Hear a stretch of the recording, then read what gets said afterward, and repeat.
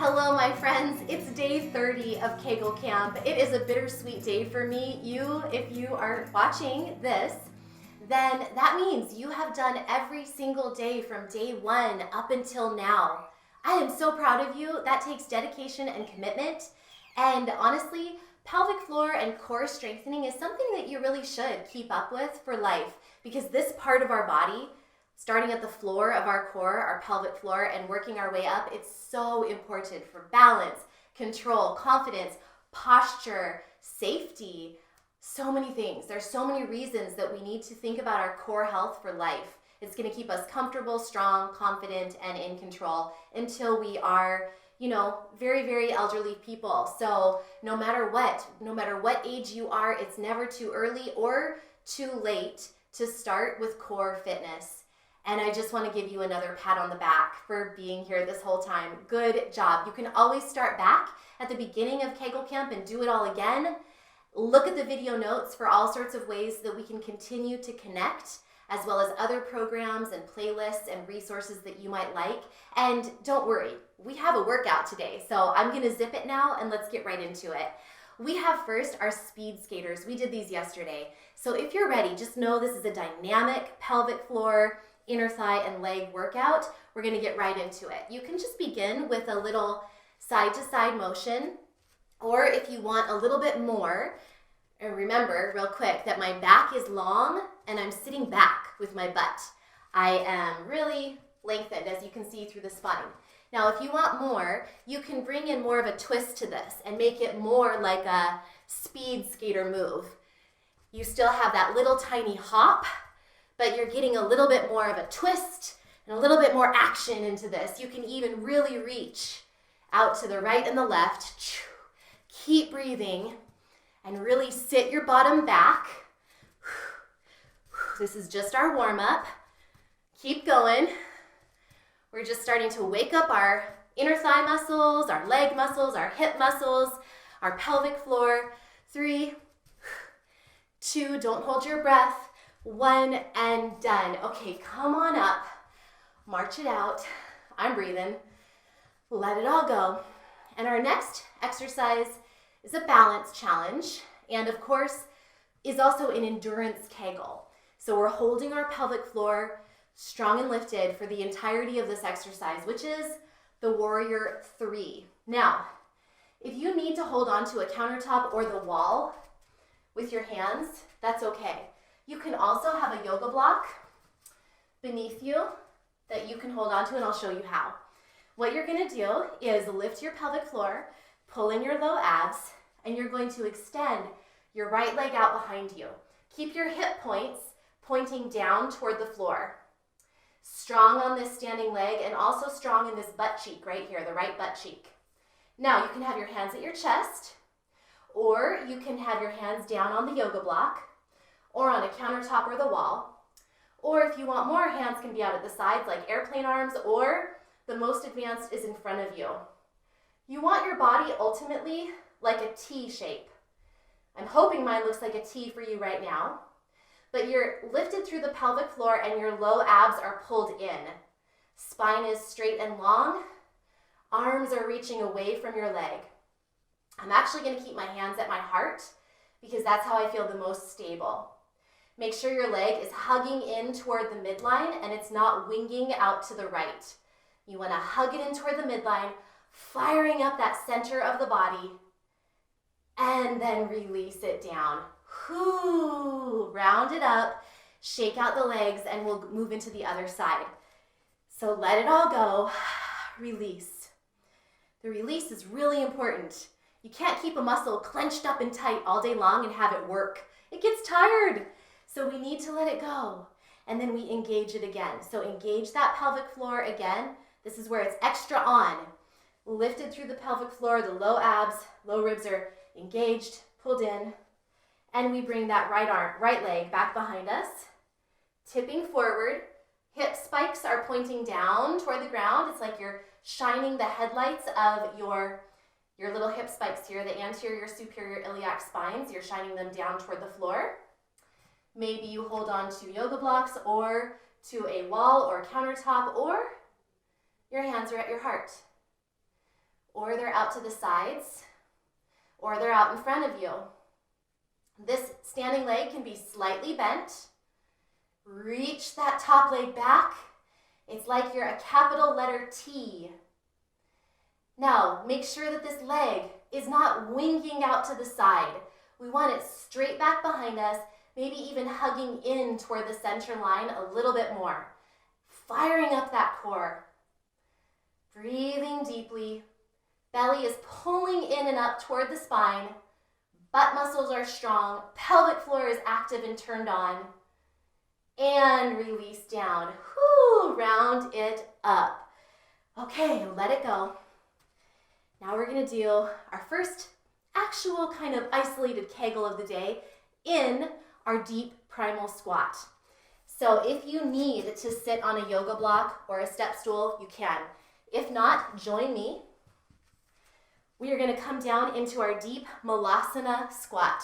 So remember, your knees are not coming in like this. They're open, pressing out over your toes. Your spine is long and lifted. You're not dumping down.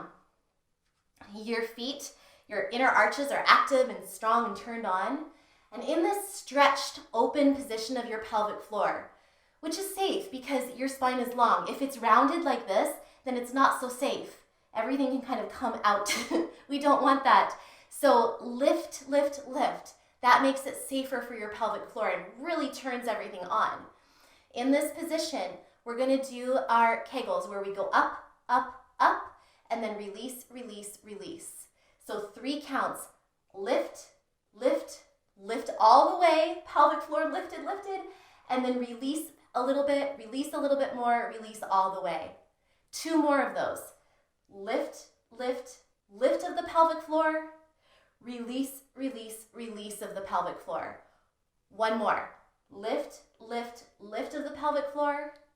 Release, release, release of the pelvic floor. Oh my gosh. Sit your bottom down onto the ground. Let your knees drop side to side if you were in that squat position. And for our final moves, we are going to do some more Kegels. I have a challenge for you. If you happen to have a balloon, grab it. I'd mentioned yesterday that if you have a balloon, grab it because it's a really big challenge on your pelvic floor to blow up a balloon. And if you don't have a balloon, then you can just follow along. The other move we're going to do is 50 quick Kegels. So we've been working up to that. We've been challenging our endurance and our coordination the whole time, but for those quick activated and release Kegels, we've been working up to 50. So let's actually start with that one. Let's just go for it. Get that finished. You can choose your position. So maybe you're standing up, maybe you are sitting down in a chair, or maybe you are lying down on your yoga mat. That's fine. Go ahead and start now.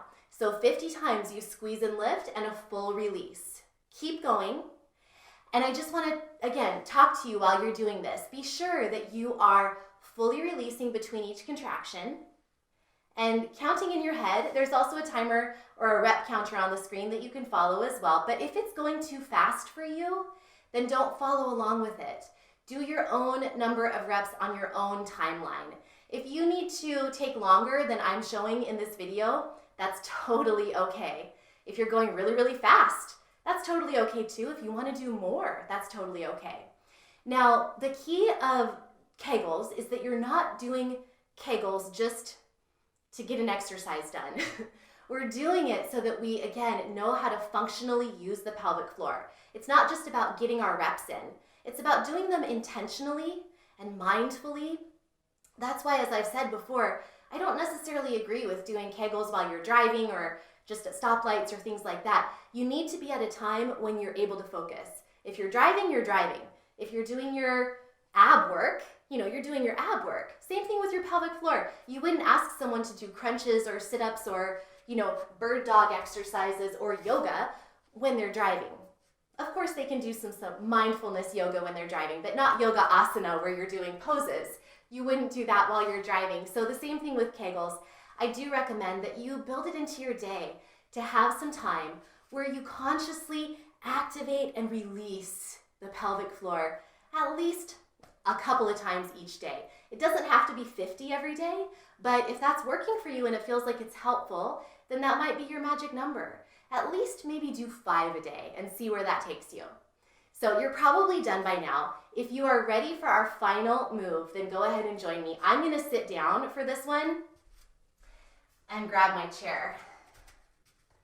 Did you notice that I exhaled and lifted my pelvic? Well, you didn't see the pelvic floor, but I exhaled when I lifted my chair.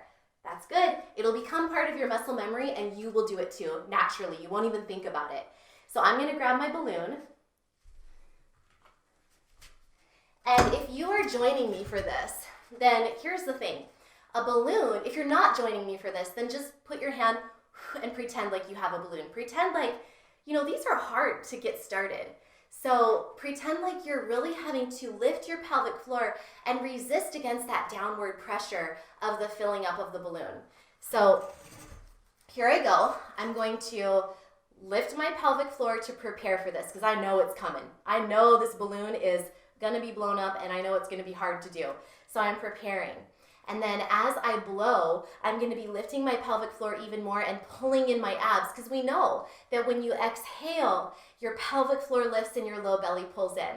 So let's go ahead and try. Let's blow up our balloon and celebrate the end of Kegel Camp. All right, here we go.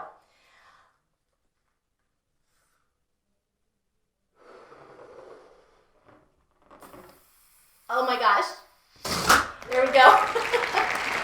I hope you did that with me. I hope that it felt good. And you probably saw and noticed that as that balloon just starts to fill up, you really feel that downward pressure. It's hard on the pelvic floor. So if you felt like, first of all, you couldn't blow up the balloon or like it was too hard on your pelvic floor, then just know that's why Kegel Camp is here. You can keep coming back to this camp as many times as you want to. I hope that you have really gained so much from our experience together.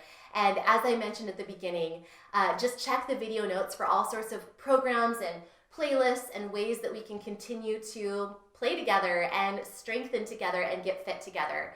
If you have enjoyed this series, please share it with a friend, give it a like, and until next time, as always, remember to eat clean, move every day, and you will shine brighter. I'm giving you a huge hug as your camp counselor from me to you. Keep doing your Kegels and keep shining brightly. As you share this information with your friends, it's actually changing the world, helping people take control of their health, take control of the core of their body. It really does make a difference. So keep going, friends, and until next time, bye.